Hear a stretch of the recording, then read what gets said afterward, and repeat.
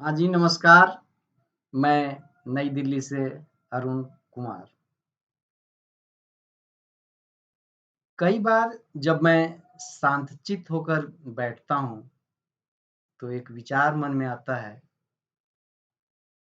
वो विचार ये कि हमारे समाज से ब्राह्मण कहाँ चले गए? हमारे समाज में ब्राह्मण तो थे, ब्राह्मण, क्षत्रिय, वैश्य, शूद्र, यही 4 जातियाँ तो पहले थी। तो उसमें से जो ब्राह्मण थे, जाति से ब्राह्मण लोग, वो कहाँ हैं? हम एकरा पर अपन व्यक्तिगत राय, निजी विचार रख रहलियै है, काहे जरूरी समझिए।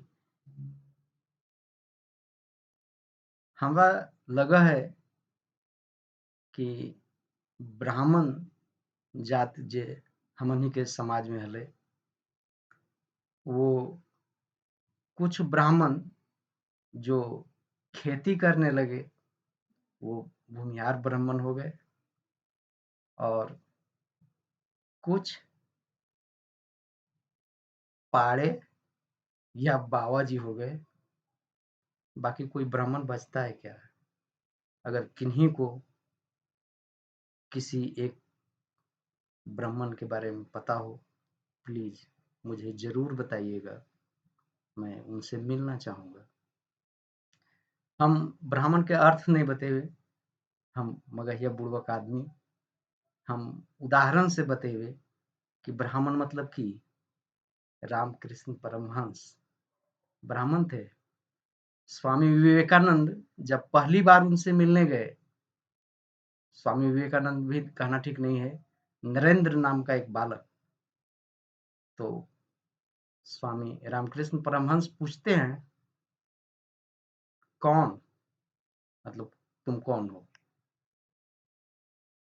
नरेंद्र लड़का जवाब देता है, मैं कौन हूँ यही तो जानने यहाँ आया हूँ। फिर परमहंस जी कहते हैं, आजा बेटा तेरा इंतजार कर रहा था। फिर बाद में जब कुछ समय बाद वो बोलते हैं, क्या आप मुझे भगवान से मिला सकते हैं? वो सब प्रसंग मिल जाएगा कि फिर क्या हुआ था। और काफी और समय रहते हुए एक बार प्रश्न करते हैं स्वामी विवेकानंद अपने गुरु से, गुरुदेव, मैं आप पे पूर्ण विश्वास रखता हूँ और मानता हूँ कि आप जो कुछ बोलते हैं वह सत्य बोलते हैं, लेकिन ये आपको कैसे पता है? आपको यह कैसे पता होता है कि आप जो कुछ बोल रहे हैं वही सत्य है, सत्य उससे अलग कुछ नहीं है। मैं उन लोगों से निवेदन करता हूँ जो दिन भर भाषण ज्ञान देते रहते हैं कि आपकी जिह्वा से जो निकल रही है, एक बार गौर तो कीजिए, सत्य भाषण हो रहा है या दिन भर बस लगे पड़े हैं। चलिए अपने 30 साल मगहिया धरती पे मैंने बिताया और 20-22 साल केंद्रीय सचिवालय में भी हो गया है, तो हम थोड़ा सा ब्राह्मण का बनने की कोशिश करते हैं। कोशिश क्या,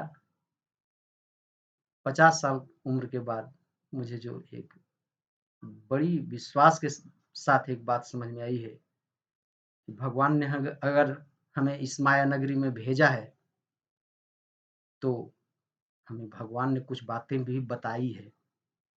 भगवान ने हमें कुछ बातें बताई है, पता नहीं 50 साल, 60 साल, 70 साल, 80 साल का जीवन गुजारने के बाद भी हम सब में से कितने लोग ये ध्यान देते हैं कि माया नगरी आए और यूं ही चल दिए। सब लोग से निवेदन करूंगा,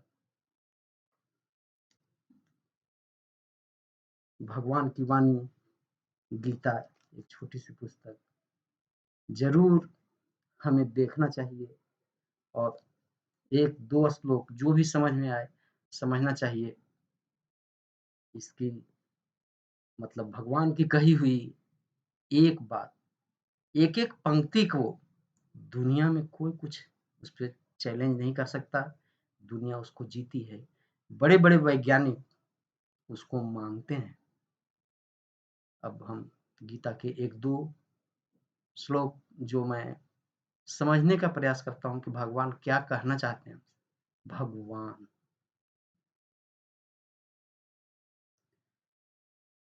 कर्मण्येवाधिकारस्ते मा फलेषु कदाचन मा कर्मफलहेतुर्मा ते संगोत्सु कर्मणि।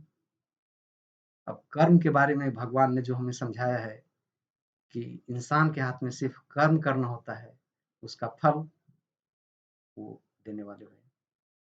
भगवान की ये बात देश और काल की सीमा से परे है।